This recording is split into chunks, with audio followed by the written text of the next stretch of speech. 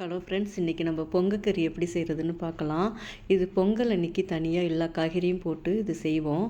இந்த காய்கறி வந்து பார்த்திங்கன்னா எந்த காய்கறி வேணாலும் இப்போ பொங்கல் குழம்பு வைக்கிறது மாரி நம்மளும் போட்டு செய்யலாம்.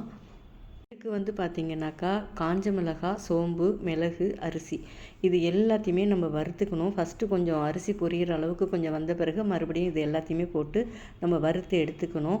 இதை ஒரு தனியாக வந்து ஒரு பவுட்ரு பண்ணி இப்போ நம்ம வச்சுக்கணும். எண்ணெய் போடாமல் வறுத்துக்கணும். நெக்ஸ்ட்டு பார்த்திங்கன்னா நம்மள்ட்ட இருக்கிற எந்த காய்கறி வேணாலும் நம்ம இதில் போடலாம்.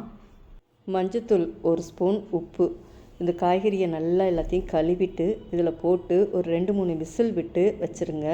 நெக்ஸ்ட்டு பார்த்திங்கன்னா அந்த பவுட்ரை வந்து நம்ம இதில் போட்டுற வேண்டியதான். இது நல்லா எல்லாத்தையும் ஒன்றா நல்லா கலந்து கொடுங்க. கலந்து கொடுத்துட்டு நம்ம தேங்காய் வந்து பார்த்திங்கன்னா இதுக்கு ஒரு நல்லா ஒரு அரை மூடி தேங்காய் துருவி நம்ம போட்டுற வேண்டியதான். இதுக்கு வந்து தாளிப்பெல்லாம் எதுவுமே நம்ம போட வேண்டாம். இது வந்து பார்த்திங்கன்னா நம்ம பொங்கல் குழம்புன்னு நம்ம செய்வோம் எல்லா காய்கறியும் போட்டு. அது வந்து நம்ம 11காய், 15காய், 21காய் இதுமாரி ஒத்தப்படையில் வந்து நம்ம குழம்பு வைக்கிறதுக்கு நம்ம செய்வோம். அதோட டேஸ்ட்டும் அதுவும் ரொம்ப ரொம்ப நல்லா இருக்கும்.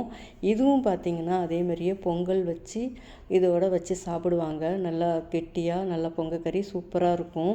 இது வந்து எங்கள் அம்மா வீட்டில் இது செய்வாங்க. இது ரொம்ப ரொம்ப டேஸ்ட்டாக இருக்கும். இந்த தேங்காய் பூவும் நம்ம நிறையா போட்டிருக்கிறதுனால நல்லா ருசியாக இருக்கும். இது வந்து பார்த்திங்கன்னா இந்த முறை நான் செஞ்சு சாப்பிடக்குள்ள ரொம்ப ரொம்ப அருமையாக இருந்தது.